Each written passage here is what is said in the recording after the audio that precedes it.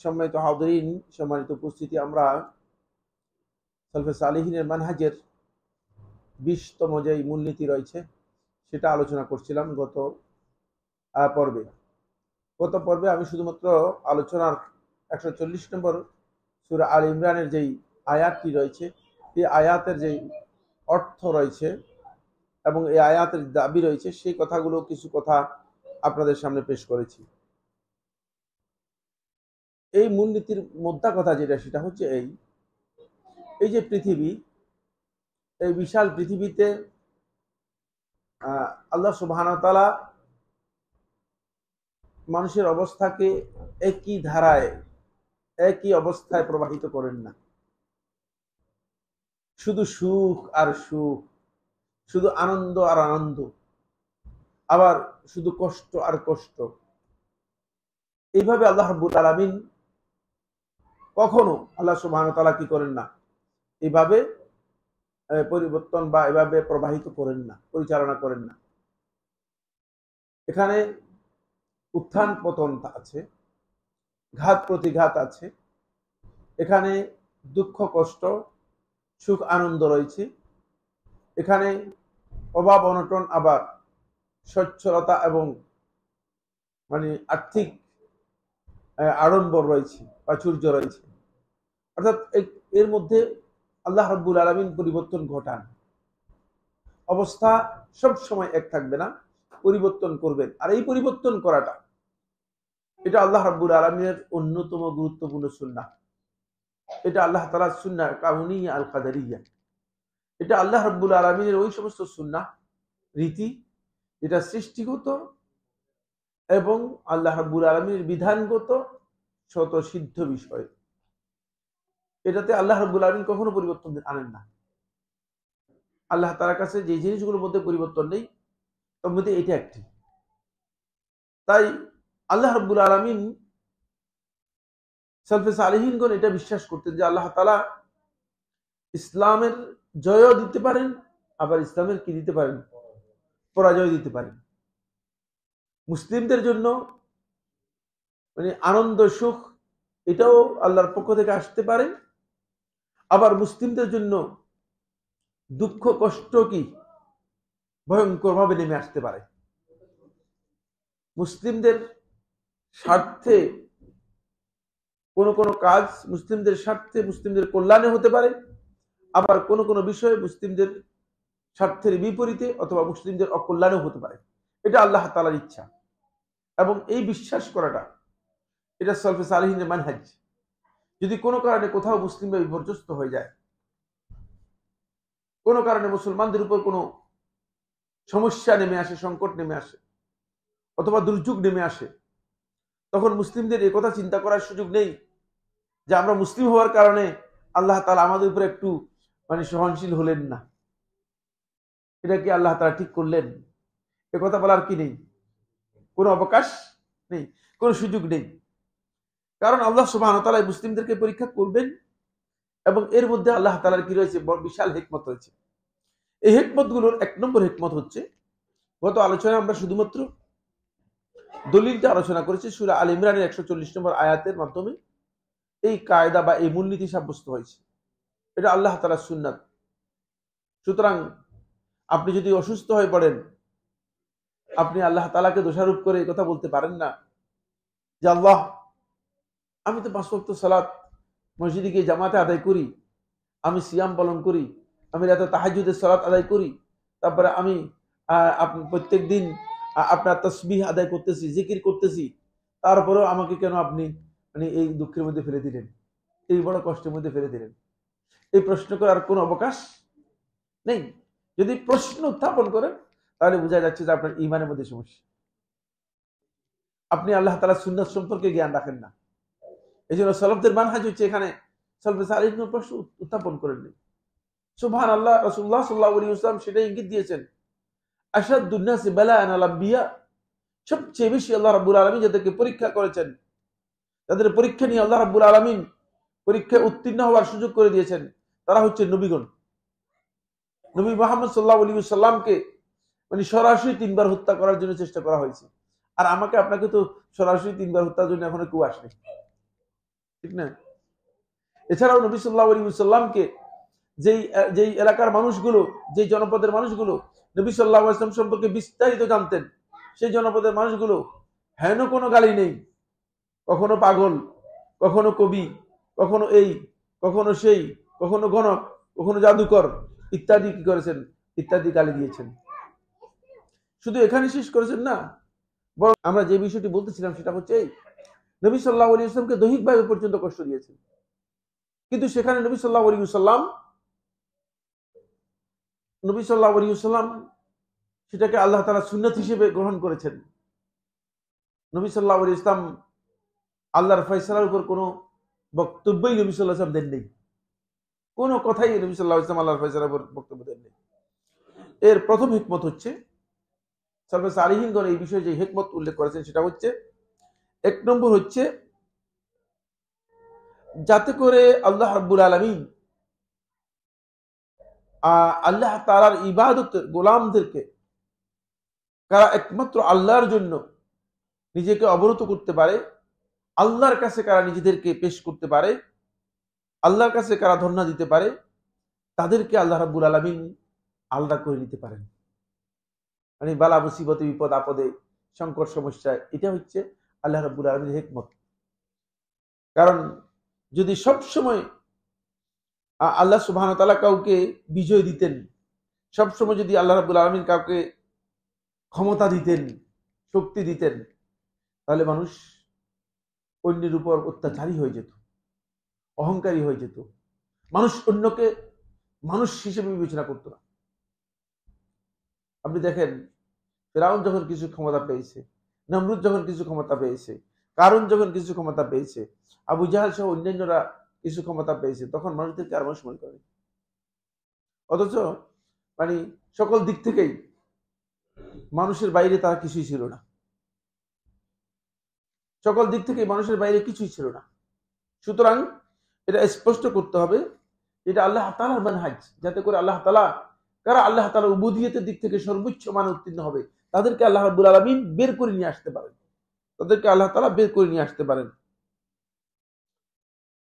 অপরদিকে যদি সবসময় আল্লাহ রাব্বুল আলামিন তাদেরকে নিপীড়িত, নির্যাতিত, বঞ্চিত এবং তাদেরকে পরাজিত করেন, তাহলে অবস্থা এই হবে যে তারা আল্লাহর দ্বীনের উপর তাদের যে আস্থা আছে সেটা হারিয়ে যাবে।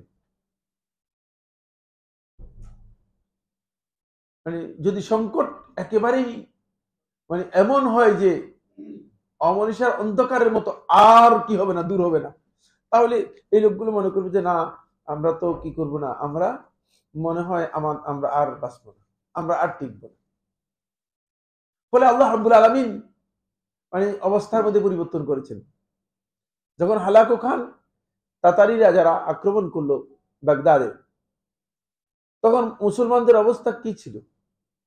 বর্তমানে মুসলমানদের যে অবস্থা আছে পৃথিবীতে, এর চেয়ে অন্ততপক্ষে আপনারা ইতিহাস যদি পড়ে থাকেন, এর চেয়ে অন্ততপক্ষে 100 গুণ খারাপ ছিল।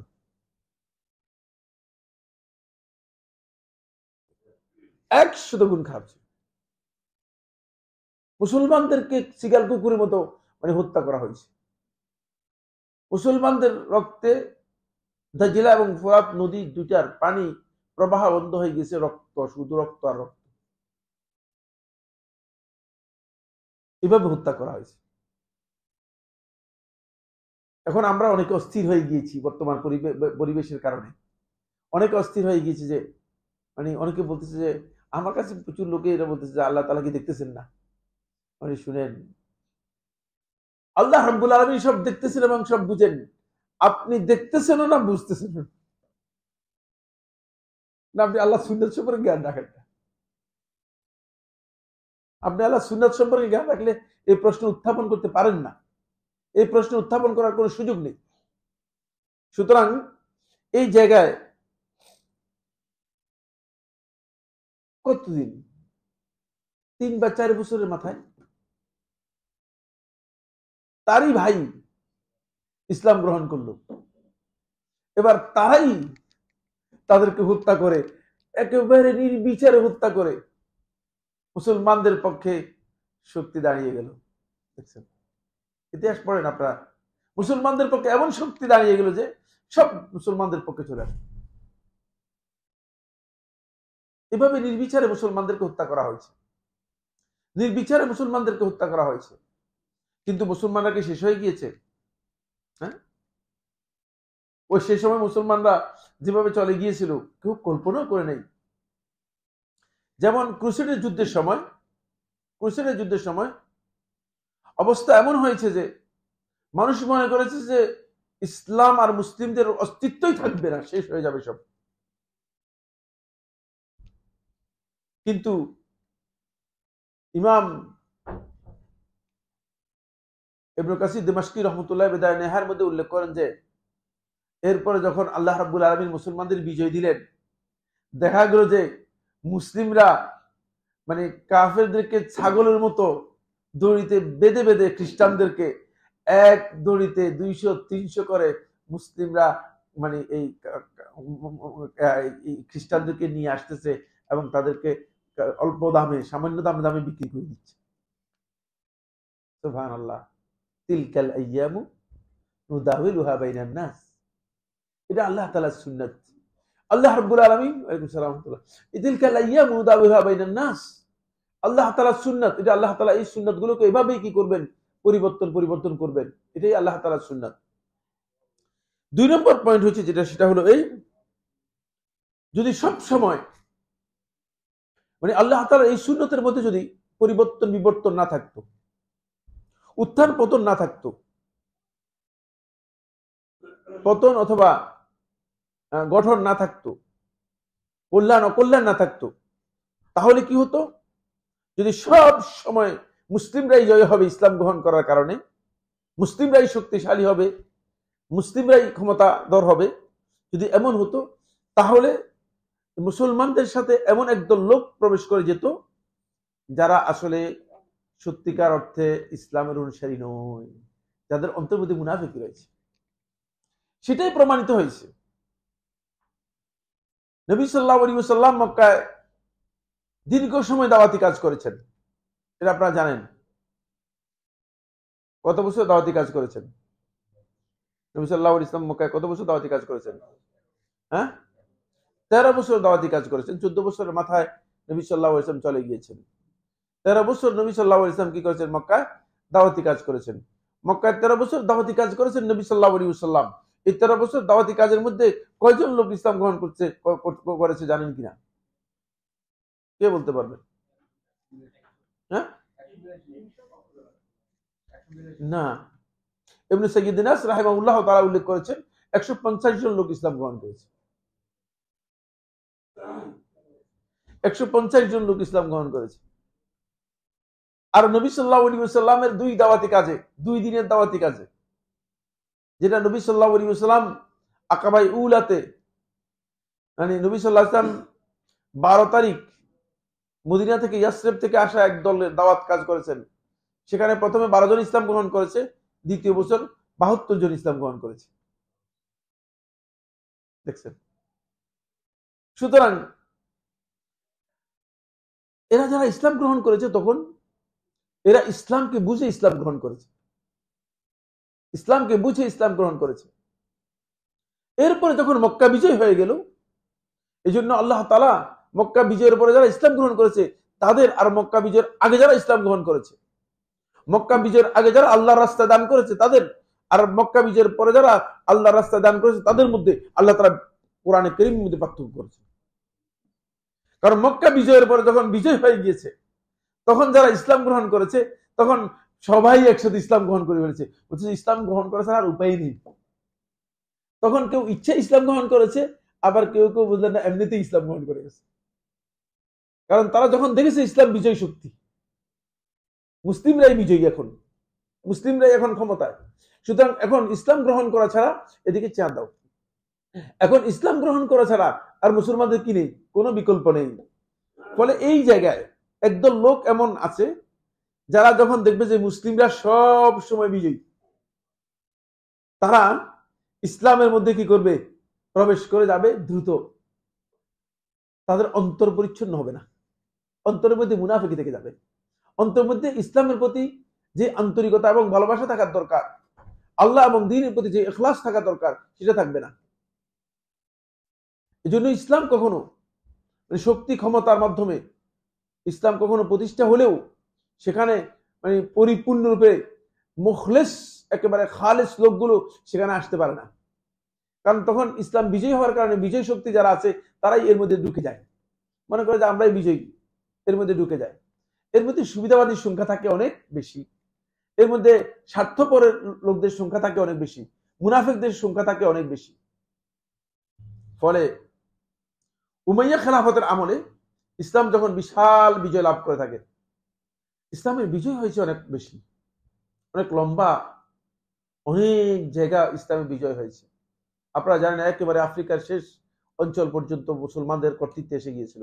কর্তৃত্বে আসলে কি হবে, মুসলমান হয়েছে ঠিকই, কিন্তু তারা ইসলামের প্রকৃত যে মর্যাদা আছে সেই মর্যাদা বুঝে ইসলামে আসলে মনে করেছে এটা হচ্ছে বিজয় শক্তি, এর মধ্যে ঢুকে যাওয়া দরকার, এই জন্য এভাবে ঢুকে গিয়েছে। এটা হলো দ্বিতীয় নম্বর পয়েন্ট, আল্লাহ তাআলার হিকমত। এই কারণে আল্লাহ রাব্বুল আলামিন মুসলমানদের মধ্যে কিছু উত্থান পতন দিবেন, জয় পরাজয় দিবেন, কিছু দুঃখ কষ্ট দিবেন, কিছু আনন্দ নিরন্দন দিবেন। কেন? যাতে করে পরীক্ষা করতে পারেন যে কে আসলে ইসলাম গ্রহণ করবে একমাত্র আল্লাহর জন্য, আর কে ইসলাম গ্রহণ করবে বিজয় শক্তি হিসেবে। কিন্তু ইসলামের মূলত মূল সুন্নাত হচ্ছে যেটা, সেটা হলো ইসলাম আসলে বিজয়ী। ইসলামের মূল পরিচয় হচ্ছে কি? ইসলাম বিজয়ী শক্তি। কিন্তু আল্লাহ রাব্বুল আলামিন তারপরও আল্লাহ রাব্বুল আলামিনের সুন্নাহ হচ্ছে কখনো পরাজয় দিবেন, কখনো জয় দিবেন, কখনো বিজয় দিবেন, কখনো বিজয় দিবেন না। কেন দিবেন না? এই কারণে দিবেন না। এই হচ্ছে 2 নম্বর কারণ। 3 নম্বর কারণ হচ্ছে যাতে করে আল্লাহ তাআলা সর্বাবস্থায় আল্লাহ রাব্বুল আলামিন পরীক্ষা করে নিতে পারেন কাদেরকে? ওই সমস্ত ব্যক্তিদেরকে যারা আল্লাহ তাআলার যেই সমস্ত লোকেরা ভালো অবস্থায়, সুখে অথবা দুঃখে, দুঃখ কষ্টের মধ্যে আনন্দের মধ্যে, সর্বাবস্থায় যাতে করে আল্লাহ তাআলার উবুদিয়তের পরিপূর্ণ মানে উত্তীর্ণ হতে পারে, এদেরকে যথার্থভাবে আল্লাহ তাআলা পরীক্ষা করে নিতে পারেন। এই জন্য আল্লাহ সুবহানাহু ওয়া তাআলা ইসলামের মধ্যে এই অবস্থা দিয়েছেন। এরপরে যে পয়েন্টটি সেটা হলো আল্লাহ তাআলা পরীক্ষা করার জন্য। কারণ এখানে আসলেই আমরা যে পৃথিবীতে আছি, এই জীবনটাকে আল্লাহ রাব্বুল আলামিন মূলত পরীক্ষার জীবন হিসেবে আখ্যায়িত করেছেন। এটা পরীক্ষার জীবন। তো পরীক্ষার হলে বা পরীক্ষার জীবনে আপনি যদি এখানে রেজাল্ট তালাশ করেন তাহলে আপনি গলত করতেছেন। কিন্তু আমরা অধিকাংশই রেজাল্টের জন্য এখানে অপেক্ষা করতেছি, রেজাল্ট আসে না কেন? সবাই আমি মনে করি যে কি আমার সুযোগ সুবিধা পাই না কেন? আপনি তো সুযোগ সুবিধার জন্য এখানে করতেছেন না, আর এই জায়গায় সুযোগ সুবিধা নয় আপনার, এটা হচ্ছে আপনার পরীক্ষার জন্য। এখানে পরীক্ষা আসলে তখন আপনি মনে করবেন যে হ্যাঁ, আমাকে মনে হয় আমার মান উন্নয়ন হচ্ছে, আমার দরজা বৃদ্ধি পাচ্ছে, আমার দরজা বৃদ্ধি পাচ্ছে। আমি মঙ্গলবার, এই যে গেল যে মঙ্গলবারে মনে হয় নাকি, মঙ্গলবারে ফেনে গিয়েছিলাম। তো এখানে এক জায়গায় গিয়ে নিচে জায়গা, তারপরে একটা নিচে গর্তের মধ্যে পড়ে গিয়েছি। পরে গিয়ে মোটামুটি ভালোই ব্যথা পেয়েছি, বুঝতে পেরেছি। পায়ে একটু হোঁচট খেয়েছি, কিন্তু আমি নিশ্চিত ছিলাম যে আমার পা ভেঙে গিয়েছে, নিশ্চিত হলাম যে আমার পা ভেঙে গিয়েছে সম্ভবত। কিন্তু পরবর্তী দেখে যে না, আলহামদুলিল্লাহ পা ভাঙে নাই। তখন আমি বললাম, তখন সেখানেই আল্লাহ গুনাহটা মনে হয় ছোট ছিল, এই জন্য ভাঙে নাই। গুনাহ যদি বড় হইতো তাহলে হয়তো ভেঙে যেত। যে গুনার কারণে এই অবস্থা হয়েছে সেটা হয়তো কি ছিল, একটু ছোট ছিল। আল্লাহর বান্দা, আল্লাহ নিজেকে বিবেচনা করতে হবে, বান্দা হিসেবে নিজেকে বিবেচনা করতে হবে। যদি বান্দা হিসেবে কোনো ব্যক্তি নিজেকে বিবেচনা করে, তখন তিনি নিজে খুঁজে পাবেন আল্লাহ তাআলার কাছে, তিনি আল্লাহ রাব্বুল আলামিনের সামনে নিজে খুঁজে পাবেন। এই জন্য আল্লাহ রাব্বুল আলামিন যখনই নবী এবং রাসূলদেরকে কোনো ইবতিলা দিয়েছেন, পরীক্ষা দিয়েছেন, এই জন্য পরীক্ষা দিয়েছেন যে তাদেরকে কিভাবে আল্লাহ রাব্বুল আলামিন উত্তীর্ণ করবেন, আল্লাহ তাআলা তাদের মর্যাদা কিভাবে বৃদ্ধি করবেন। এখন যে ব্যক্তির পরীক্ষাই নেই, তা সে অপেক্ষা করতে হবে। যে ব্যক্তির পরীক্ষাই নেই সে অপেক্ষা করতে হবে, বলতে হবে ভাই আল্লাহ তাআলা কি আমাকে ভুলে গেলেন কিনা। ইমানদার ব্যক্তি হলে তিনি চিন্তা করবেন যে আল্লাহ রাব্বুল আলামিন কি আমাকে ভুলে গেলেন কিনা, তাহলে আমার পরীক্ষা নাই কেন, পরীক্ষা নাই কেন আমার। পরীক্ষা স্বাভাবিক মানুষের জীবনের জন্য, একেবারেই স্বাভাবিক। এটা মানুষের জীবনের জন্য আসবেই। এটাকে কোন অবস্থায় সলভে সালিহিনের মানহাজ হচ্ছে এটি। কোন অবস্থায় এটাকে আপনি বাদ দিতে পারবেন না। এমন কোন নবী নেই যিনি পরীক্ষার মুখোমুখি হন নাই। এমন কোন সালাফদের মধ্যে কোনো ব্যক্তি নেই যিনি পরীক্ষার মুখোমুখি হন নাই। সবাইকে পরীক্ষার মুখোমুখি হতে হয়েছে। এবং আল্লাহ রাব্বুল আলামিন সরাসরি কোরআনে কারীমে সূরা আলী ইমরানের 140 এবং 141 এবং 142 নম্বর আয়াতের মধ্যে আল্লাহ তাআলা এই বিষয়টি ক্লিয়ার করে দিয়েছেন। 142 নম্বর আয়াতের মধ্যে আল্লাহ তাআলা স্পষ্ট করে বলছেন, আম হাসিবতুম, তোমরা কি এই ধারণা করেছো, আন তাদখুলুল জান্নাহ, এমনিতেই জান্নাতে প্রবেশ করে যাবে। কারণ আমাদের বেশিরভাগ লোকের ধারণা হচ্ছে এই যে আমি ঈমান আনছি তো আল্লাহ তাআলার উপর অনেক বড় অনুগ্রহ করলাম। নাউযুবিল্লাহ। আসলে কিচ্ছু না, আসলে কিছুই না। কারণ বান্দাই আপনি ঈমান আনার কথা, আপনি এর বাইরে যাওয়ার কোনো সুযোগই নেই। এই বিশাল অসংখ্য নিয়ামতের মধ্যে আপনি কি আনছেন? ঈমান আনছেন শুধু, আর কি? আপনি প্রত্যেকটা নিয়ামত নিজের মধ্যে তাকদীর করেন, প্রত্যেকটা নিয়ামতের মূল্যায়ন করেন, নিজের মধ্যে আপনি প্রত্যেকটা নিয়ামতের মূল্যায়ন করেন। কিভাবে প্রত্যেকটা নিয়ামতকে আল্লাহ সুবহানাহু ওয়া তাআলা আপনার জন্য সহজ থেকে সহজতর করে দেওয়া হয়েছে। প্রত্যেকটা জিনিসকে, যেটা যত বেশি দরকার একজন মানুষের জন্য, সেটাকে তত বেশি ইজি করে দেওয়া হয়েছে। মানুষের জন্য সবচেয়ে বেশি দরকার হচ্ছে অক্সিজেন। ফলে আল্লাহ রাব্বুল আলামিন অক্সিজেনকে গোটা পৃথিবীর সর্বত্র একসাথ করে দিয়েছেন, ফ্রি করে দিয়েছেন। আপনি যে কোথাও থেকে অক্সিজেন নিতে পারবেন, এভাবে আল্লাহ তাআলা ফ্রি করে দিয়েছেন। দেখছেন, এখন যদি আমাদের প্রত্যেকের উপর আল্লাহ রাব্বুল আলামিন সিস্টেম করে দিতেন যে প্রত্যেকে 2 বোতল করে অক্সিজেন গানের মধ্যে নিয়ে আসবে, তাহলে কি মানে আমরা টিকতাম? পুরো টিকতাম। এরপরে অক্সিজেন যখন শেষ হয়ে যেত কি করতেন? কিছু করতে পারতেন। কিন্তু দেখেন, যেই জিনিস আল্লাহর বান্দার জন্য যত বেশি প্রয়োজন, সেই জিনিসকে আল্লাহ সুবহানাহু ওয়া তাআলা আল্লাহর বান্দার জন্য তত বেশি সহজ করে দিয়েছেন, তত বেশি সহজ করে দিয়েছেন, তত বেশি হাতের নাগালের কাছে করে দিয়েছেন। অক্সিজেনের পরে মানুষের জন্য সবচেয়ে বেশি গুরুত্বপূর্ণ প্রয়োজন হচ্ছে পানি। দেখেন, এত ইজি করে দিয়েছেন যে মানে গোটা পৃথিবীর যে কোথাও আপনি পানি পাবেন, ব্যবস্থা করে দেওয়া হয়েছে। আর সেটাকে এমন ভাবে করে দেওয়া হয়েছে যে এটা পানি পান করার জন্য আপনার মানে পদ্ধতিতে এত ইজি করে দেওয়া হয়েছে যাতে করে আপনার কোনো কষ্ট না হয়, আপনি সহজে পান করতে পারেন। এখানে খেতে হলে তো আপনাকে চাবাইতে হবে, তাহলে আপনার সময় লেগে যাবে, আপনাকে খাওয়ার পর্যন্ত মানে প্রয়োজন হয় নাই। মানে এইভাবে দিয়েছেন, ব্যবস্থা করে দিয়েছেন। প্রত্যেকটা জিনিস আল্লাহ তাআলার হিকমতের মধ্যে রয়েছে। এটা আল্লাহ তাআলার মহা হিকমতের মধ্যে অন্তর্ভুক্ত। আল্লাহ রাব্বুল আলামিনের হিকমতগুলোর মধ্যে আরেকটি হিকমত হচ্ছে এই যে আল্লাহ তাআলা বান্দাদেরকে এই যে বিপদ আপদ, বালা মুসিবত এবং এই যে সংকট এগুলো দিয়ে থাকেন, এর মাধ্যমে আল্লাহ রাব্বুল আলামিন বান্দাদের মধ্য থেকে মুনাফিক কারা আর প্রকৃত ঈমানদার কারা এদেরকে একটু বাছাই করে নেন, বাছাই করে নেন। আল্লাহ রাব্বুল আলামিন এমনি জানেন, আল্লাহর ইলমের মধ্যে আছে, কিন্তু তারপরে আল্লাহ রাব্বুল আলামিন দেখতে চান যাদের মধ্যে অন্তর মধ্যে নিফাক রয়ে গিয়েছে, মুনাফিক রয়ে গিয়েছে। মুনাফিকরা মানে ঈমানদারদের কাছে এসে যাতে করে একটু বাহাদুরি করতে না পারে, একটু করে আল্লাহ তাআলা কি করেন, মুনাফিকদেরকে আল্লাহ রাব্বুল আলামিন আলাদা করে নেন, যাতে মুনাফিকরা মানে বুঝতে পারেন যে মুনাফিক যারা আছে এর মধ্যে মুনাফিকদেরকে আলাদা করে নেন।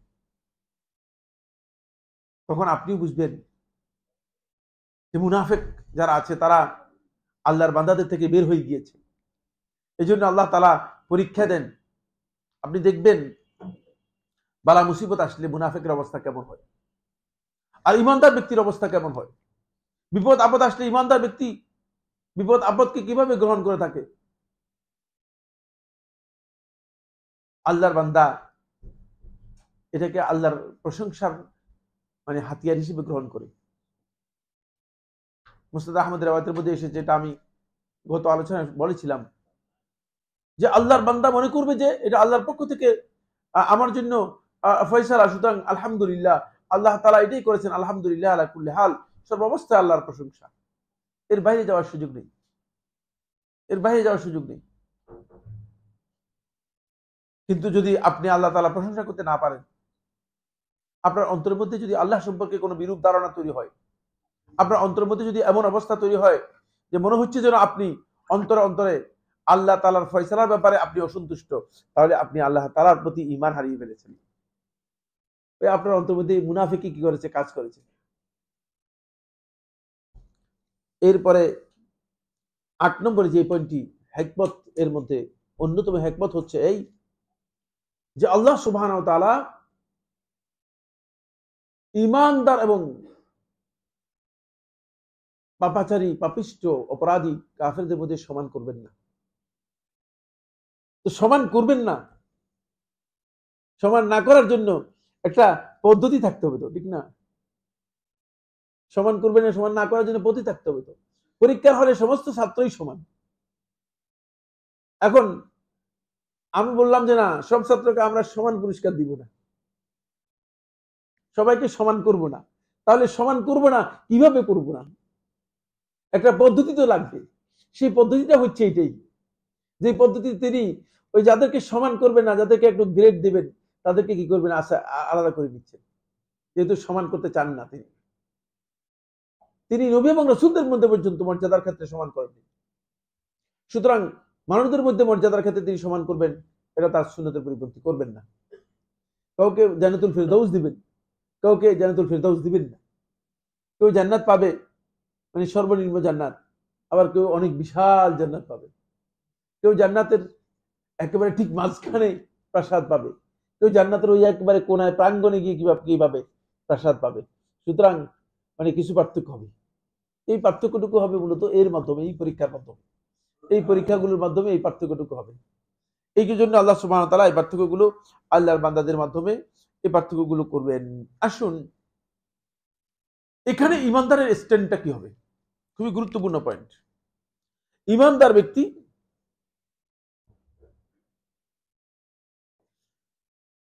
বিভিন্ন প্রেক্ষাপটে, আমরা জানি যে আল্লাহ সুবহানাহু ওয়া তাআলা কাফের মুশরিকদেরকে বিভিন্ন প্রেক্ষাপটে আল্লাহ রাব্বুল আলামিন তাদেরকে বিজয় দেন মুসলমানদের উপর। এটা ঘটেছে, যেহেতু নবী সাল্লাল্লাহু আলাইহি ওয়াসাল্লামের সময় পর্যন্ত ঘটেছে, আরো অন্য সময় ঘটতে পারে, পরেও ঘটতে পারে, আগেও ঘটতে পারে। অমুসলিমদেরকে ইসলামের উপর, মুসলমানদের উপর বিজয় দিতে পারে। এখন অমুসলিমদেরকে যদি বিজয় দেন, অমুসলিমরা মুসলমানদের উপর যদি কর্তৃত্ব করে, তখন আমরা যারা মুসলিম আছি, মুসলিমরা চিন্তা করি যে মানে আমার কাছে অনেকে আছেন বলেন যে আমাদের টেকনোলজির জ্ঞানের অভাব। তো আমি তার দিকে তাকাই, ওই যে টেকনোলজি কি জিনিস বুঝেন কিনা আপনি? টেকনোলজি দিয়ে তো এই পৃথিবী পরিচালিত হচ্ছে না। আসলে এই পৃথিবী পরিচালনা করেন যিনি, তিনি টেকনোলজি দিয়ে পরিচালনা করেন না। আপনি বুঝেনি আসলে, তিনি হুকুম দিয়ে পরিচালনা করেন। এই জন্য ইমানদার ব্যক্তি বুঝতে হবে আসল জিনিসগুলো। আল্লাহর বিধানের সাথে যুক্ত না হওয়ার কারণে, আল্লাহ তাআলার সাথে যুক্ত না হওয়ার কারণে, ইমানের দিক থেকে দুর্বল হওয়ার কারণে আমরা দৌড় দিয়ে গিয়ে কাফেরদের কাছে বলে যে তোমরা আমাদেরকে সহযোগিতা করো। আরে বেঈমান সহযোগিতা করবে দিন ইসলামের জন্য? এ কোনোদিন হতে পারে কিনা? আপনি এই বিশ্বাস করো, ওরা একটু কুফরি হবে। সুতরাং এই জায়গায় যাওয়ার কোনো সুযোগই নেই। প্রেক্ষাপট এমন হবেই, বিভিন্ন সময় হবে। হয়তো মুসলিমদের পরাজয় নিশ্চিত হয়ে যাবে। একাধিকবার মুসলিমদের পরাজয় পৃথিবীর ইতিহাসে নিশ্চিত হয়েছে, কিন্তু মুসলিমদেরকে আল্লাহ রাব্বুল আলামিন নিশ্চিন্ন করে দেননি। মুসলিমের দাওয়াতকে নিশ্চিন্ন করে দেন নাই। এদেশে ৭১ যে অবস্থা হয়েছিল, আপনারা যারা ৭১ ছিলেন, আমরা ছিলাম না, কিন্তু আমি শুনেছি, আমার আব্বা রহমতুল্লাহ আলাই, তিনিও মানে পরিচিত ব্যক্তি ছিলেন, খুবই প্রসিদ্ধ ব্যক্তি ছিলেন। তাকে জেলখানায় নিয়ে গিয়েছে, আলেমদেরকে ধরে ধরে জেলখানায় নিয়ে গিয়েছে। আপনারা যারা ছিলেন তারা বলতে পারবেন। মানুষ মনে করেছিল যে মানে আর এদেশে ইসলামের কথা বলাই যাবে না। মানুষের ধারণা এমন হয়ে গিয়েছে যে ইসলাম এই শব্দ উচ্চারণ করলে মনে হয় যেন তার জিহ্বা কেটে ফেলবে। কিন্তু সেই অবস্থা কি মানে কন্টিনিউ করতে পারছে? খুব অল্প সময়ের মধ্যে আল্লাহ রাব্বুল আলামিন ফয়সালা করে দিয়েছেন। টেকনোলজির অভাব নাই, অভাব যেটা সেটা বুঝে নেই।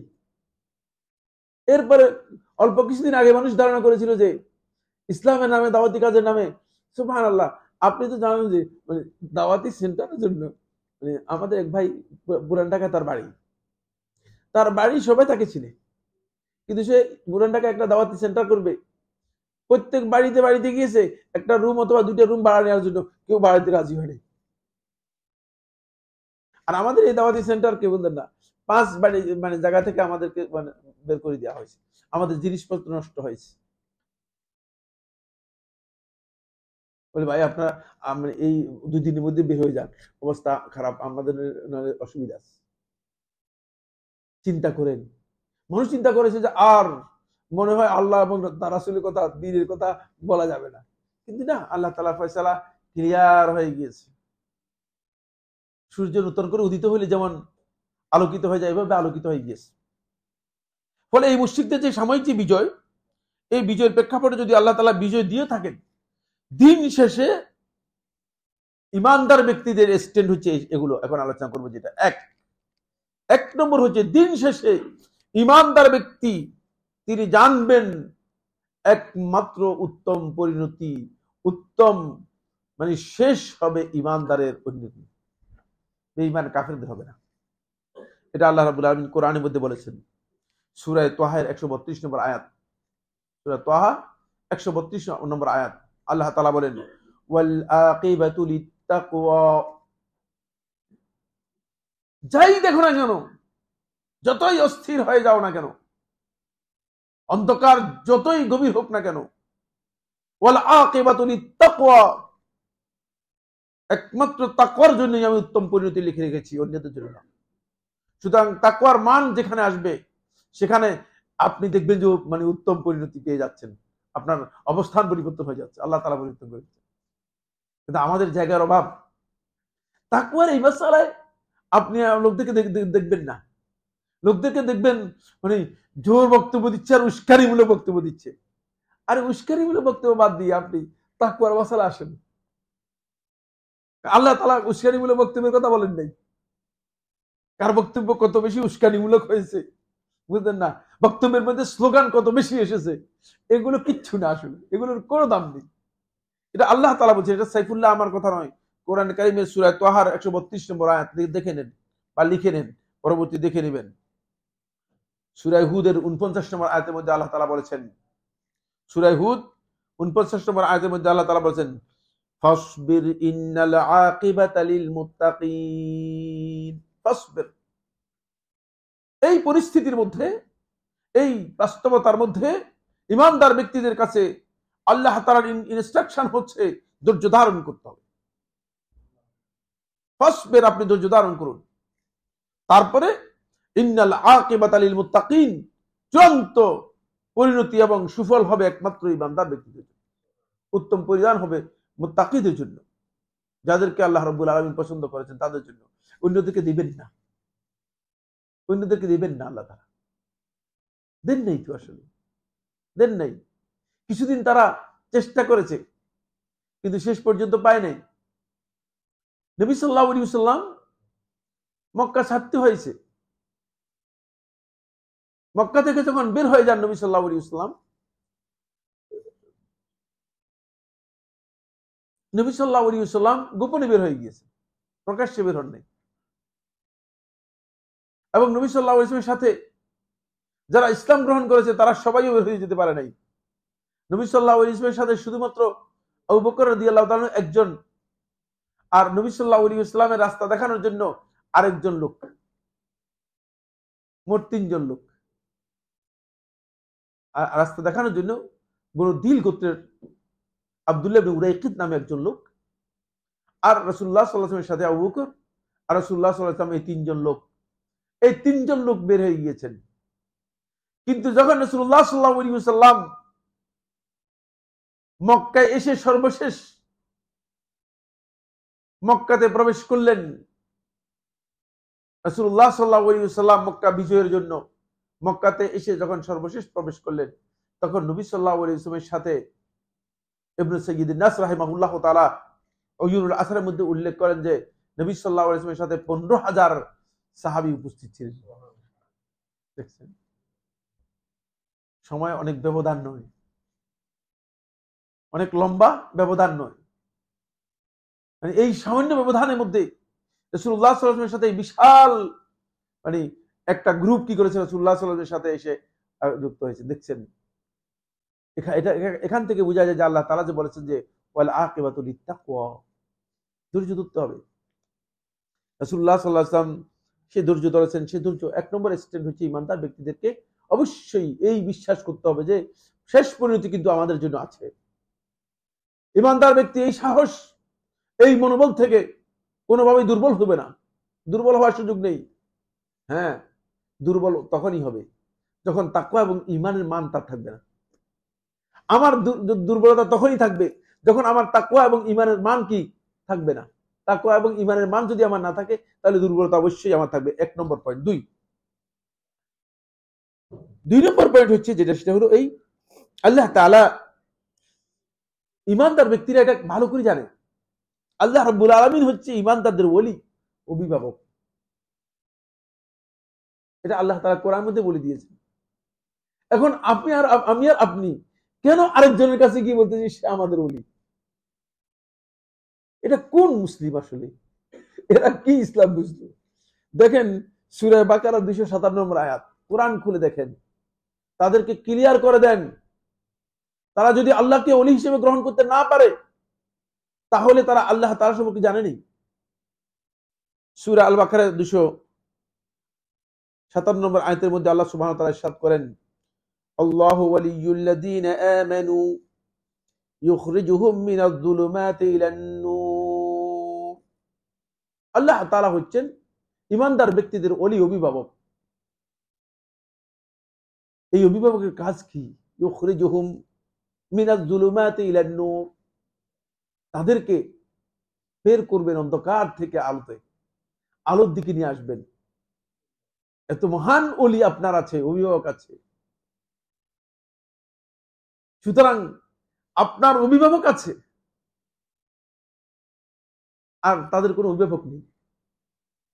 এটা যখন আপনি বুঝবেন তখন আপনার শক্তি কি বৃদ্ধি পেয়ে যাবে। উহুদের যুদ্ধে রাসূলুল্লাহ সাল্লাল্লাহু আলাইহি ওয়াসাল্লাম সাহাবায়ে কেরাম যখন একটু, আমি বলেছি গত আলোচনার মধ্যে, একটু বিপর্যস্ত হয়েছেন স্বাভাবিকভাবেই। আল্লাহ রাসূল সাল্লাল্লাহু আলাইহি ওয়াসাল্লামের একটি সুন্নাতকে যদি কোনো ব্যক্তি কোনো কারণে লঙ্ঘন করে, আল্লাহর পক্ষ থেকে বিপর্যয় আসা সম্ভব এবং আসতে পারে। এটা কিয়ামত পর্যন্ত যাতে উম্মত শিক্ষা নেয়, এই জন্য আল্লাহ রাসূল সাল্লাল্লাহু আলাইহি ওয়াসাল্লামকে এটা জানিয়ে দিয়েছেন যে রাসূল সাল্লাল্লাহু আলাইহি ওয়াসাল্লামের একটা কথা, বেশি কথা নয়, একটা নির্দেশ, এটা ভায়োলেশন করার কারণে আল্লাহ তাআলার পক্ষ থেকে একটা বিপর্যয় এসে গিয়েছে। আর যে বিপর্যয় কিয়ামত পর্যন্ত উম্মতের জন্য শিক্ষা থেকে যাবে, কিয়ামত পর্যন্ত উম্মতের জন্য শিক্ষা থেকে যাবে। কাফেরদের মধ্যে একটু ভাবসাব তৈরি হলো, মুশরিকদের মধ্যে একটু ভাবসাব তৈরি হলো। ভাবসাবটা হলো এই হোবল, মানে হোবলের জিন্দাবাদ, হোবলের জিন্দাবাদ, বুঝতে পেরেছেন? মানে ভাবসাব এটা মনে করছে যে হোবল হচ্ছে কি, হোবল কি দেবতার নাম, মূর্তির নাম। হোবল হচ্ছে মূর্তির নাম। মানে তারা তাদের কাছে সাহায্যের মূর্তি যে, তার নাম হচ্ছে হোবল। তারা মনে করছে হোবলের পক্ষ থেকে সাহায্য এসেছে, এই জন্য তারা বিজয় লাভ করে গিয়েছে। রাসূলুল্লাহ সাল্লাল্লাহু আলাইহি ওয়াসাল্লাম সাহাবায়ে কেরাম যারা উপস্থিত আশেপাশে ছিলেন, রাসূলুল্লাহ সাল্লাল্লাহু আলাইহি ওয়াসাল্লাম একটু আহত হয়েছেন। রাসূলুল্লাহ সাল্লাল্লাহু আলাইহি ওয়াসাল্লাম, তোমরা কোনো উত্তর দিবে না? তোমরা কি কোনো উত্তর দেবে না? বলে যে আল্লাহ রাসূল সাল্লাল্লাহু আলাইহি ওয়াসাল্লাম কি উত্তর দিব? আমরা কি উত্তর দিব? বললো যে তোমরা উত্তর দাও, আল্লাহু মাওলানা লা মাওলা লাকুম, আল্লাহু মাওলানা লা মাওলা লাকুম, যে আমাদের ওলি হচ্ছেন আল্লাহ তাআলা, তোমাদের কোনো ওলি নেই, তোমরা জানো না এটা।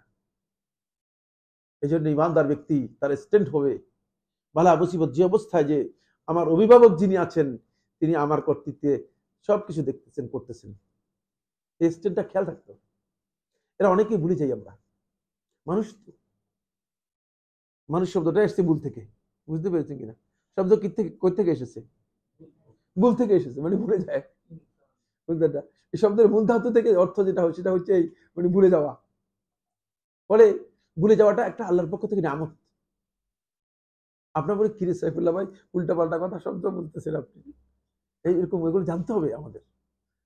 যদি ভুলে না যেতেন আপনি, ওই জন্ম থেকে আরম্ভ করে আজকের দিন পর্যন্ত দুনিয়ার যত অঘটন আপনার সাথে ঘটেছে সব যদি আপনার মাথার মধ্যে থাকতো তাহলে আপনি পাগল হয়ে যেতেন এবং সারা রাত আপনার ঘুম হতো না। এই জন্য এটাকে নিয়ামত করেছে আল্লাহ তাআলা, নিয়ামত হিসেবে দিয়েছে। এটা আল্লাহ তাআলা নিয়ামত। যেটা আপনার দরকার সেটা আপনার মাথার মধ্যে বুঝলেন না, সেটাকে আল্লাহ রাব্বুল আলামিন কি করেন, সেটাকে ইনস্টল করেন। আর যেটা দরকার নেই সেটাকে আল্লাহ তাআলা আস্তে করে ডিলিট করে দেন। এটা রহমত, আল্লাহ তাআলার অনেক বড় নিয়ামত। এই নিয়ামতটা আমাদের বুঝতে হবে। যিনি ওই ভুলের এই জিনিসগুলো ধরে রাখবেন তিনি নিজেই বিপদের মধ্যে থাকবেন, নিজের মহা বিপদের মধ্যে থাকবেন। সূরা আরাফের 196 নম্বর আয়াত, সূরা আরাফ আয়াত নম্বর 196, আল্লাহ সুবহানাহু ওয়া তাআলা বলতেছেন, ইন্না ওয়ালিয়াল্লাহু নাযালাল কিতাবা ওয়া হুয়া ইয়াতাওয়াল্লাস সালিহিন।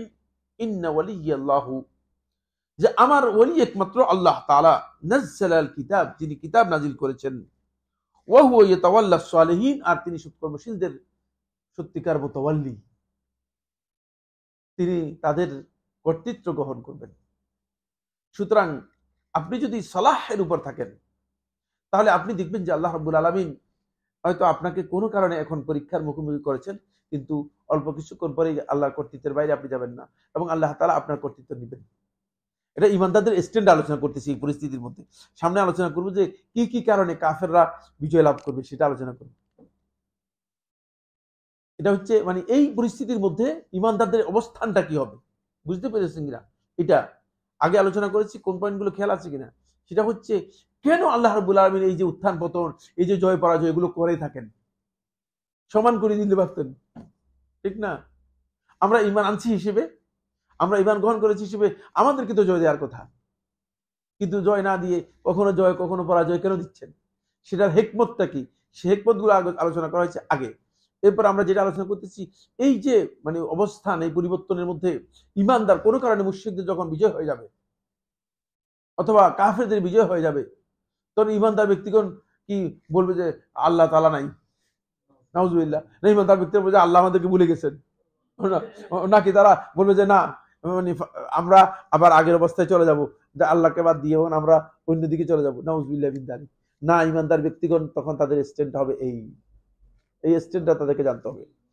তাহলে ওয়া হুয়া ইয়াতাওয়াল্লাস সালিহিন, তিনি আল্লাহ রাব্বুল আলামিন যিনি কর্তৃত্ব গ্রহণ করবেন এবং অভিভাবকত্ব নেবেন সালেহিনদের, সৎকর্মশীলরা তারই কর্তৃত্ব মানে কর্তৃত্বে থাকবে, যার ওলি আল্লাহ তাআলা হবেন। তাহলে তার কোনো চিন্তা থাকার কোনো কারণ আছে? আপনার কি মনে করেন? আসলে কোনো চিন্তা নেই। চিন্তাটা মূলত বেহুদা। চিন্তাটা হচ্ছে মানবিক দুর্বলতা। আমাদের মধ্যে যে চিন্তা আসে, এই চিন্তাটা এটা মানবিক দুর্বলতার কারণে আসে। আর এর সাথে শয়তান একটু মানে শয়তান চেষ্টা করে থাকে সামান্য কিছু মানে এটা কি বলা হয় থাকে না, সামান্য কিছু মিঠাই দিয়ে দেওয়ার জন্য, আর কি একটু গুড় দিয়ে দেওয়ার জন্য, এছাড়া আর কিছুই না। কারণ এটা কোনো প্রয়োজন নেই। দুশ্চিন্তা করে মানে আপনি যদি কোনো একটা সমস্যা হয়ে যায়, দুশ্চিন্তা করে যদি আপনি মারাও যান, কোনো লাভ নেই, কোনো লাভ নেই। এটা ফয়সালা, এটা আপনাকে মেনে নিতে হবে। এটা আল্লাহর পক্ষ থেকে ফয়সালা।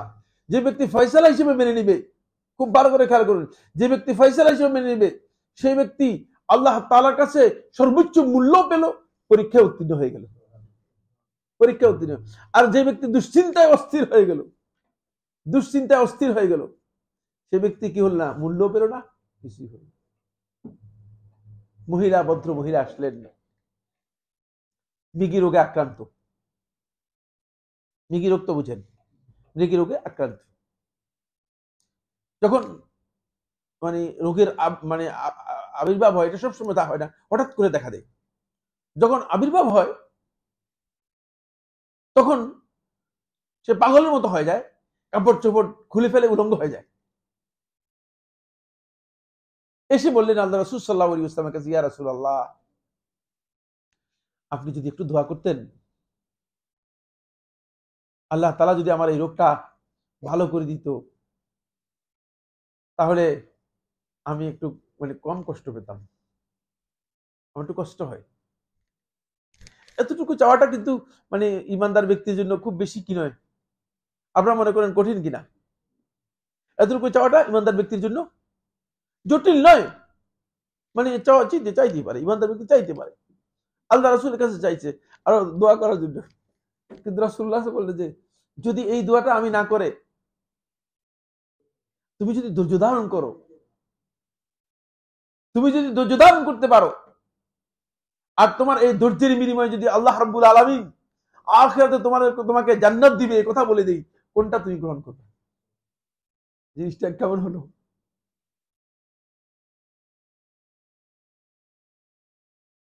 আমরা হলে বলে যে জান্নাতটা পরে রাখেন, আগে আমার রোগ চিকিৎসা হোক।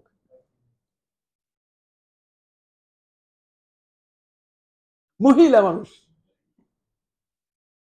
একেবারেই সাথে সাথে রাসূলুল্লাহ বলে যে আল্লাহ রাসূল সাল্লাল্লাহু আলাইহি ওয়াসাল্লাম আপনি আমার দোয়া করার দরকার নেই, আমার জান্নাতের ফয়সালা হয়ে যাক, কিন্তু একটা আবদার কি আমি করতে পারি কিনা, সেটা হলো আমার যখন এই রোগটা আসে তখন আমি উলঙ্গ হয়ে যাই, এটা আমার নিজের খুবই অসুবিধা হয়, আমার ইজ্জত নষ্ট হয়। আপনি যদি মানে আমার এতটুকু মানে উপকার করেন, তখন রাসূলুল্লাহ সাল্লাল্লাহু আলাইহি ওয়াসাল্লাম বলে যে তুমি আর উলঙ্গ হবে না। চিন্তা করেন, তারপরেও জান্নাতের ব্যাপারে কি করেন নাই? কম্প্রোমাইজ করেন নাই। জান্নাতের ব্যাপারে কম্প্রোমাইজ করেন নাই আল্লাহর বিধানের সাথে। এটা হচ্ছে যারা ঈমানদার ব্যক্তি রয়েছে তারা আল্লাহ রাব্বুল আলামিনের অভিভাবকত্বকে গ্রহণ করবে। আমাদের সমাজের মধ্যে আমরা দেখি দুর্ভাগ্যের বিষয়, আল্লাহর অভিভাবকত্ব বাদ দিয়ে এখন মানুষদেরকে আউলিয়া হিসেবে গ্রহণ করতেছে। ইত্তাখিযুনা আন-নাস আউলিয়া মিন দুনিল্লাহ, আল্লাহকে বাদ দিয়ে তাদেরকে ওলি হিসেবে গ্রহণ করতেছে। এরা কারা আবার ওলি? এরা কিসের ওলি?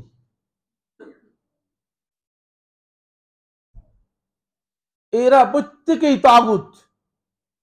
যারা নিজেকে ওলি হিসেবে দাবি করতেছে এরা প্রত্যেকেই তাগুত। এদের আজকের দিনের মধ্যেই তওবা করা উচিত, আর যদি এই অবস্থায় মৃত্যুবরণ করে তাহলে জাহান্নামী হয়ে যাবে, কারণ এর বৈধতা নেই। আর কাকে আল্লাহ রাব্বুল আলামিন বন্ধু হিসেবে গ্রহণ করেছেন, কাকে বন্ধু হিসেবে গ্রহণ করেন নাই, এটা কি দুনিয়ার কেউ বলতে পারবে? দুনিয়ার কারো বলা জায়েজ আছে? আমি আপনাদের কাছে এসে ঘোষণা করে দিলাম মাইকে আমার লাল গোত্রার কারণে আমি সাইফুল্লাহ লাল গোত্রা, আমি আল্লাহর সবচেয়ে বড় ওলি, নাউজুবিল্লাহ। এই সমস্ত কোনো অর্থ আছে? এগুলো শয়তানের প্রলোভন। এইসব শয়তানের প্রলোভন থেকে বাঁচতে হবে। কে তাকে সার্টিফিকেট দিয়েছে? কার কাছ থেকে সার্টিফিকেট নিয়ে এসেছে?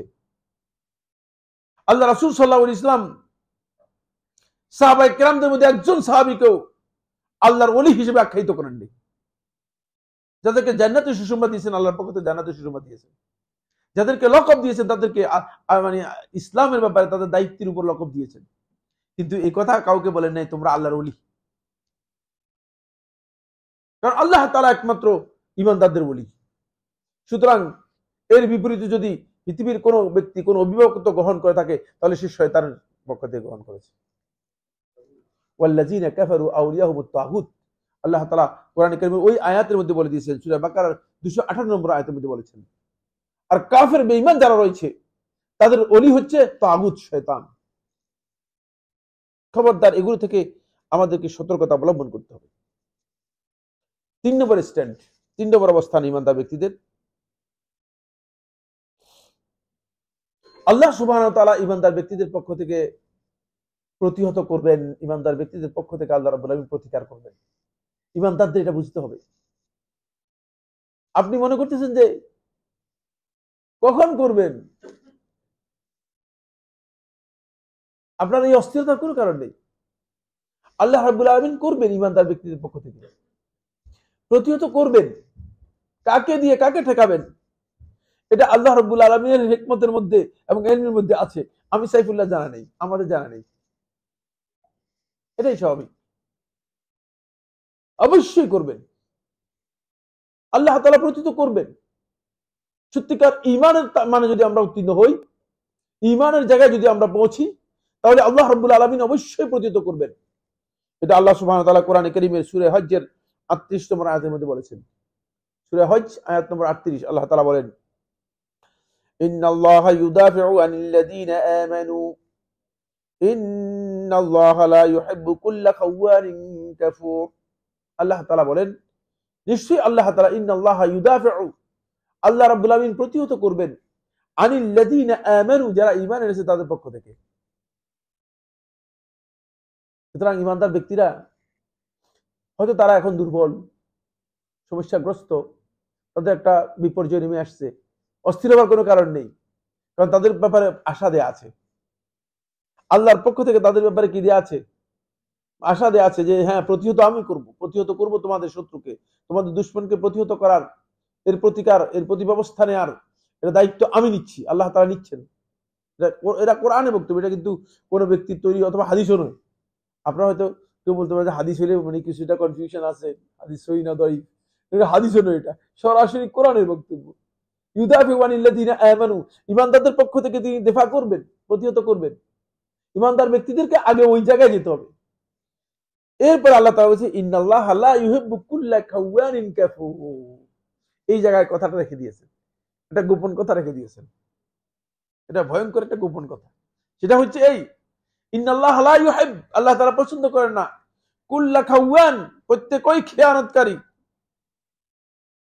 যে উপর দিয়ে ইমানতের কথা বলে, যে ইমানের কথা বলে, ইসলামের কথা বলে, তাকওয়ার কথা বলে, আল্লাহ তাআলার উবুদিয়তের কথা বলে, ভিতরে ভিতরে খেয়ানত করে। খাওয়ান, কাফুর, এবং আল্লাহ তাআলা অকৃতজ্ঞ। সব পাইছে, সব ঠিকই আছে, তারপর বলতেছে আল্লাহ তাআলা তো আমাদেরকে ক্ষমতা দিল না। সে কাফুর, অকৃতজ্ঞ। যতটুকু দিয়েছে এটার উপর আল্লাহ তাআলার শুকরিয়া আদায় করতে হবে। এই দুটি অবস্থানে যদি থাকে ঈমানদার ব্যক্তি, তাহলে তাদের পক্ষ থেকে আল্লাহ তাআলা প্রতিহত করবেন না, এটা আল্লাহ তাআলা পছন্দই করেন না। এই কারণেই আজকে ঈমানদার ব্যক্তিদের মধ্যে খিয়ানত প্রবল এবং অকৃতজ্ঞতা, কুফরানুন নিআম, আল্লাহ তাআলার নিয়ামতের অকৃতজ্ঞতা প্রচুর। আপনি দেখেন পরিসংখ্যানে প্রমাণিত হয়েছে যে পৃথিবীর প্রায় 60% সম্পদ মুসলিমদের হাতে, 60% সম্পদ মুসলিমদের হাতে।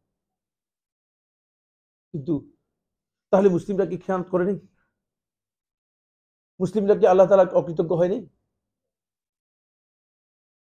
তো আল্লাহ তাআলা যে তাদের পক্ষ থেকে প্রতিহত করেন নাই, এটা তো মানে কারণ একেবারে নিশ্চিত বুঝে যাচ্ছে। যদি সরল অঙ্ক দিয়ে বুঝেন, অঙ্কের মাধ্যমে দেখা যাচ্ছে যে এটাই হচ্ছে কারণ, আর কোনো কারণ দেখি না। একবারে অঙ্ক সরল সরল বুঝে যাচ্ছে জিনিসটা। আল্লাহ তাআলা কি দিয়ে দেন নেই, সবকিছু মুসলমানদের হাতে আল্লাহ রাব্বুল আলামিন বারিত করে দিয়েছেন, একেবারে উন্মুক্ত করে দিয়েছেন। এই গোটা পৃথিবীতে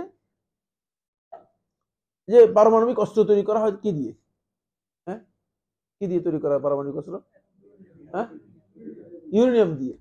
ইউরেনিয়ামটা মুসলিম দেশে এর 60% উৎপাদন হয় মুসলিম, একটা মুসলিম দেশে। চিন্তা করেন,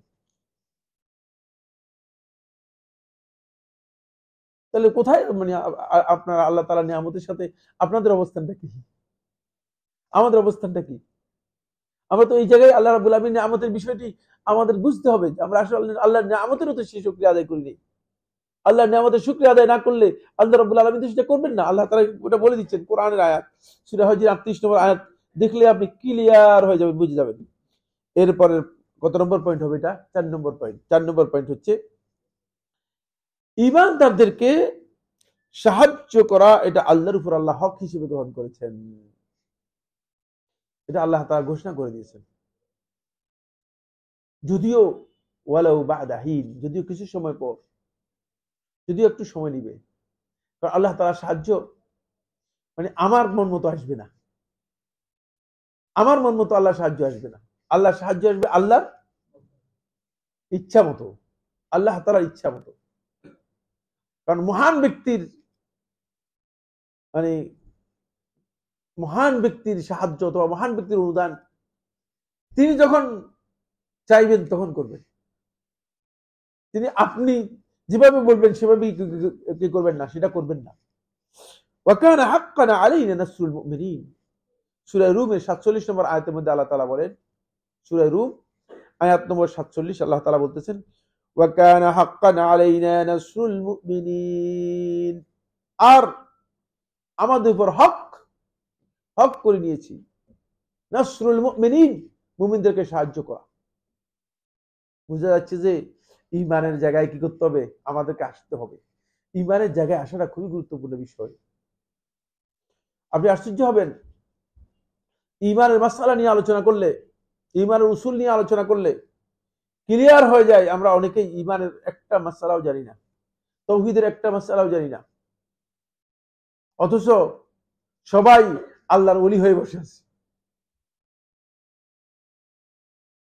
কারণ আল্লাহর ওলি হওয়ার জন্য আমরা কতগুলো আলামত তৈরি করেছি। পাগড়ি কার কত বড়, দাড়ি কার কত বড়, আর একটা পেটের সাইজটা কার কি একটু বেশি। আল্লাহর ওলি হওয়ার জন্য আমরা ডিজাইন করে দিয়েছি, পেটের সাইজটা একটু বেশি হলে সে সবচেয়ে বড় ওলি। নাউযুবিল্লাহি মিন যালিক। ঈমান এবং তাকওয়ার এই মানগুলোকে আমরা, এই স্ট্যান্ডার্ড গুলোকে আমরা মোটেও কি করি নাই, গ্রহণ করি নাই। এই স্ট্যান্ডার্ড গুলো আমাদের কাছে মোটেও গ্রহণযোগ্য হয় নাই। আমাদের মন মতো আমরা নিজেদের স্ট্যান্ডার্ড তৈরি করে দিয়েছি। আল্লাহ রাব্বুল আলামিন কখনো কখনো মুসলমানদের উপর কাফেরদেরকে আল্লাহ তাআলা বিজয় দিবেন, এটা আল্লাহ তাআলার সুন্নাহ। কেন আল্লাহ রাব্বুল আলামিন কাফেরদেরকে বিজয় দিবেন? কেন আল্লাহ সুবহানাহু ওয়া তাআলা কাফেরদেরকে বিজয় দিবেন? কাফেরদেরকে আল্লাহ রাব্বুল আলামিন মুমিনদের উপর, ঈমানদারদের উপর বিজয় দেওয়ার কারণ হচ্ছে, এক নম্বর কারণ হলো যাতে করে কাফেররা তাদের এই কুফরির ক্ষেত্রে, তারা আল্লাহ রাব্বুল আলামিনের নাফরমানির ক্ষেত্রে, তারা সীমালঙ্ঘন করার ক্ষেত্রে আরো সীমালঙ্ঘন হয়, তাদের গুনাহ বাড়তে থাকে। আল্লাহর নিয়ামত পাওয়ার পরেও আল্লাহ তাআলাকে যারা চিনতে পারে নাই, আল্লাহ রাব্বুল আলামিন তাদেরকে অবকাশ দেন। এটা হচ্ছে আল্লাহর পক্ষ থেকে, এটাকে মানে এটাকে উসুলুদ্দিনের পরিভাষায় বলা হয় থাকে ইস্তেদরাজ। আল্লাহর পক্ষ থেকে ইস্তেদরাজ, আস্তে আস্তে করে আল্লাহ তাআলা ছাড় দেন, যাও দেখি কতটুকু যেতে পারো। কারণ এই পৃথিবীর বাইরে তো আর যেতে পারবে না, দৌড়াও দেখি কতটুকু পর্যন্ত দৌড়াতে পারো। কিন্তু সময় তো নির্দিষ্ট করা আছে। রশি কি গলায় লাগানো আছে, রশি গলায় লাগানো আছে, সময় নির্দিষ্ট করা আছে, টান দিলেই কি হয়ে যাবে, শেষ। সুতরাং এই কারণে আল্লাহ রাব্বুল আলামিন কিছুদিন ইস্তেদরাজ দেন। ওয়ানুমলি লাহুম ইন্না কাইদি মাতিন, একেবারে স্পষ্ট করে আল্লাহ তাআলা বলে দিয়েছেন, ওয়ানুমলি লাহুম, তাদেরকে সুযোগ কিছু ছাড় দিচ্ছি, একটু ঢিলা করে দিচ্ছি, ঢিল দিচ্ছি, কিছুটা ঢিলে করে দিচ্ছি। কেন? ওয়ানুমলি লাহুম ইন্না কাইদি মাতিন, কারণ আমার ধরাটা তাদের জন্য, কৌশলটা অনেক শক্তিশালী, ওই শক্তিশালী কৌশলে তাদেরকে ধরার জন্য।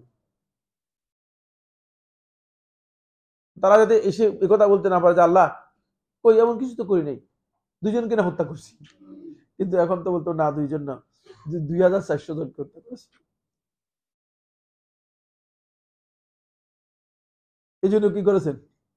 এই জন্য আল্লাহ রাব্বুল আলামিন ছেড়ে দিয়েছেন। দেখছেন, এটা হলো প্রথম কারণ, এক নম্বর কারণ।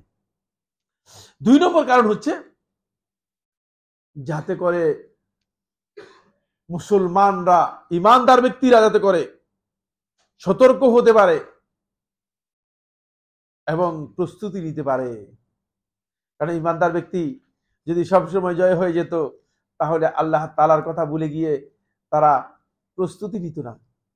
আপনি দেখেন, কখন ইসলামের নামে সর্বশেষ জিহাদ হয়েছে কে বলতে পারবে? সেই জিহাদের কি নাম ছিল? এটা আজকের পরীক্ষা। একজন না বলতে পারলে তাহলে আমি দুঃখিত, লজ্জিত, এই কথা বলতে হবে। ইসলামের নামে কখন সর্বশেষ যুদ্ধ হয়েছে? হ্যাঁ হ্যাঁ, ইসলামের নামে বলেছি, রাসূল সাল্লাল্লাহু আলাইহি ওয়াসাল্লামের সময়ের কথা বলি নাই, ইসলামের নামে বলছি। হ্যাঁ হ্যাঁ, এরপরে আরো কত যুদ্ধ হয়েছে, এরপরে কত যুদ্ধ হয়েছে, কি বলছে? সুলতান মাহমুদ তো কত আগের লোক না, আরব ইসরায়েল যুদ্ধ তো ইসলামের নামে হয় নাই, ওইটা তো রাষ্ট্রীয় এগুলো, এগুলো রাষ্ট্রীয় যুদ্ধ, ইসলামের নামে হয়নি, ইসলামের নামে হয়নি। হ্যাঁ, না, ইরাক সিরিয়ার কিসের যুদ্ধ হয়েছে? এটা কাদের সাথে হয়েছে?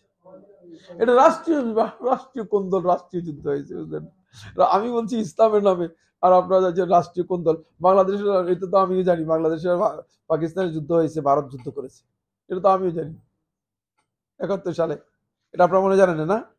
এটা বলেন না কেন? ইসলামের নামে বলতেছি, তো ভারত যে যুদ্ধ করেছে 71 সালে, এটা এটা বলবেন না? আর আপনার হচ্ছে মুক্তিযোদ্ধা, যুদ্ধ করেছে ভারত, ভারতের ডকুমেন্টারির মধ্যে সবই প্রমাণিত হয়েছে, এটা ভারতের দ্বিতীয় পাকিস্তান যুদ্ধ, ভারতের ডকুমেন্টারির মধ্যে। এগুলো আপনার পড়তে হবে, আপনাদের জানতে হবে, তো সবই পড়তে হবে, পড়ালেখা ছাড়া কোনো ভয় নেই, বুঝলেন না? সর্বশেষ ইসলামের নামে যে যুদ্ধ হয়েছিল সেটা হচ্ছে স্পেন বিজয়ের যুদ্ধ, বুঝতে পেরেছেন? এত অল্প সংখ্যক লোক নিয়ে স্পেনে প্রবেশ করেছে, 1300 লোক ছিল, 1300 লোক নিয়ে স্পেন বিজয় করেছে। আর যেদিন শুধুমাত্র মানে কর্ডোবা থেকে মুসলিমরা পরাজিত হয়ে, লাঞ্ছিত হয়ে বের হচ্ছিল, সেদিন কর্ডোবাতে মুসলিমদের সংখ্যা ছিল অন্তপক্ষে 5 লক্ষ।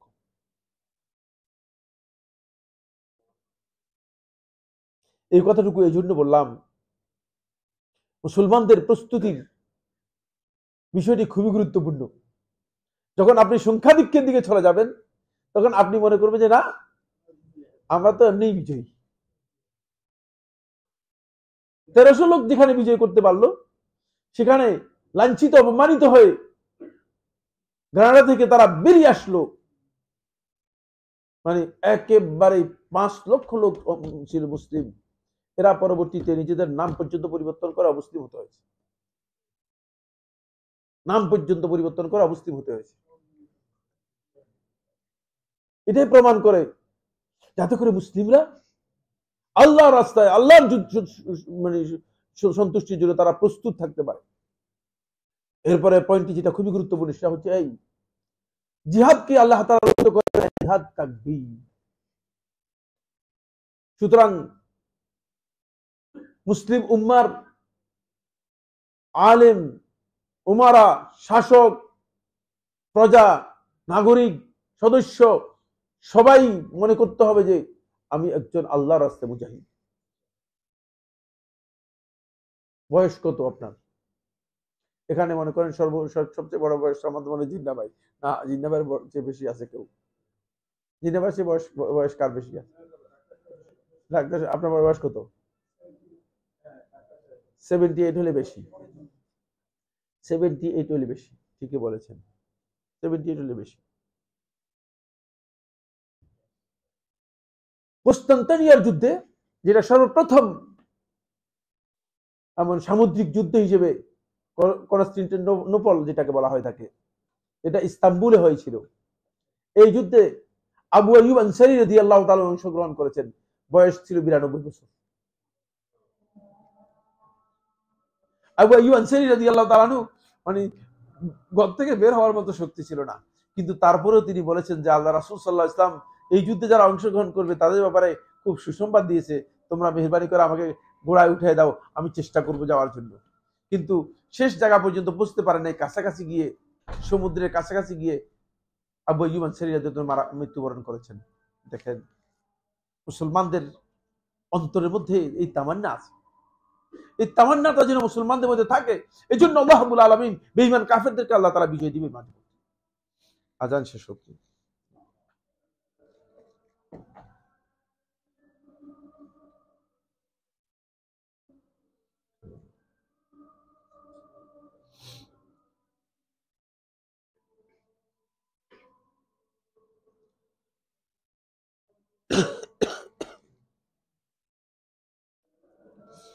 নামাজ তো দেখে অনেক আগায় গেছে, আমার 6টা চলে আসছে না।